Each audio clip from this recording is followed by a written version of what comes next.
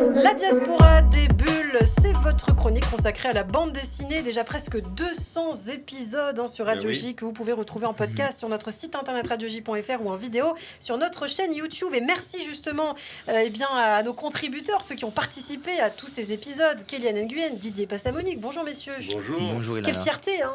Bah oui, ça fait des centaines de BD chroniqués. Ouais, c'est incroyable. On en aura vu. Et on peut retrouver bien sûr la playlist complète sur notre chaîne YouTube si on a raté tous les épisodes auparavant. Alors, 2 ouvrages ce matin. On va commencer par vous, Kéliane. Alors, moi j'ai une petite question. Vous n'en avez pas marre en l'espace de quelques semaines voici la 4e BD que vous nous présentez à surfer sur le centenaire de la découverte de la tombe de Toutankhamon. Bah oui, après ce qu'on vient de dire, c'est tout le temps Camon. C'est ça.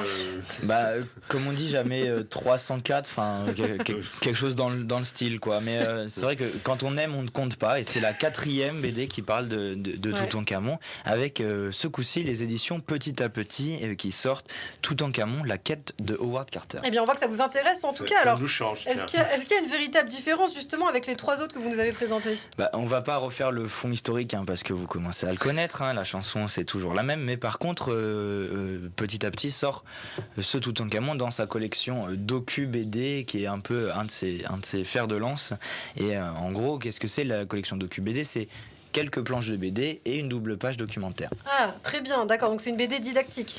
C'est presque plus une didactique au BD, parce que en fait, les doubles pages documentaires ne sont pas tout le temps reliés aux propos de la BD. C'était comme pour la BD sur les Arméniens.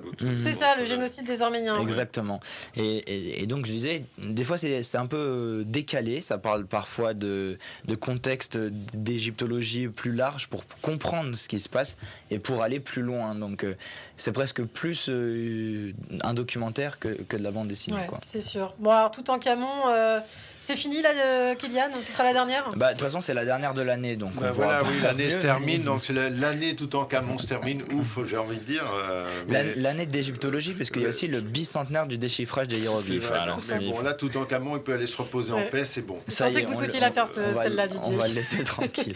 Toutankhamon, la quête de Howard Carter, en tout cas, si ça vous intéresse, par Saint-Dizier, Marchal, Milotte et Rousseau aux éditions Petit à Petit. Alors, on change d'univers, on change d'ambiance. Vous n'allez pas être tendre, Didier, je crois.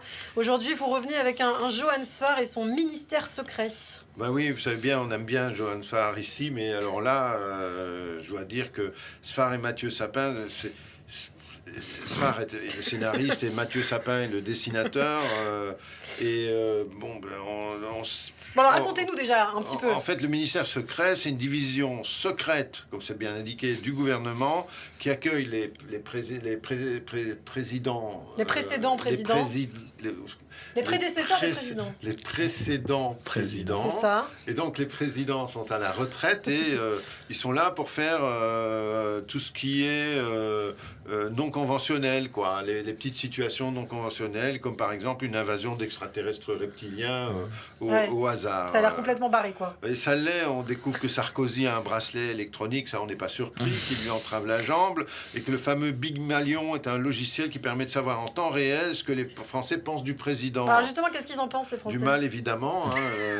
Sarkozy découvre qu'un président en responsabilité est toujours détesté des citoyens, et il a dépensé des millions de Big Malion pour savoir ce que tout le monde sait déjà, en fait. Donc ça, c'était pour l'histoire, le ministère secret. Alors ça donne quoi, finalement? Vous êtes pas satisfait? Je vous sens pas chaud, là. C'est une farce, un album plaisant à lire, certes. Bon, mais on voit même revenir Benalla, mais c'est un peu... c'est un travail de jeu, de rôliste, en fait. C'est un peu tiré à la ligne. Ça a été fait pour le journal Libé.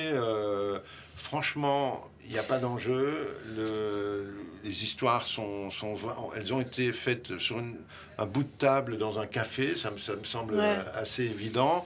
Et à la moitié de l'album, après, ils nous font un jeu de rôle. On a l'impression qu'on est dans les années 90.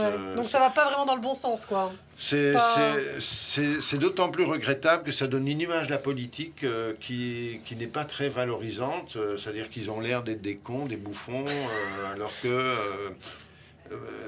certes, ils ne sont pas tous reluisants, nos politiques. Il faut avoir un certain respect de l'institution. Mais ils font quand même un boulot qui est nécessaire à maintenir l'État. Surtout en cette période. Et ça participe pas, surtout que, oui, effectivement, quand on voit la guerre à nos portes et le fascisme qui est bientôt chez nous, vu les votants pour l'extrême droite, je ne sais pas si c'est le discours qu'il faut tenir. Eh bien, bonne année sur ce. Oui, bonne année. Oui, bonne année, ouais. Et je pense qu'en 2023, on aura plein d'autres surprises bien plus intéressantes que celle-là. Eh bien, merci beaucoup Didier Passamounik. Vous nous avez plombé l'ambiance. Mais non, je plaisante. En tout cas, Non, mais il y a d'autres albums de Johann Sfar et de Mathieu Sapin. Et puis chacun se fera son propre avis. Évidemment, ce n'est que subjectif. Voilà, je vous recommande Akissi de Mathieu Sapin et je vous recommande la synagogue de Johann Sfar. Eh bien, merci. Merci à vous deux. On se retrouve donc l'année prochaine sur Radio J. À bientôt. À bientôt.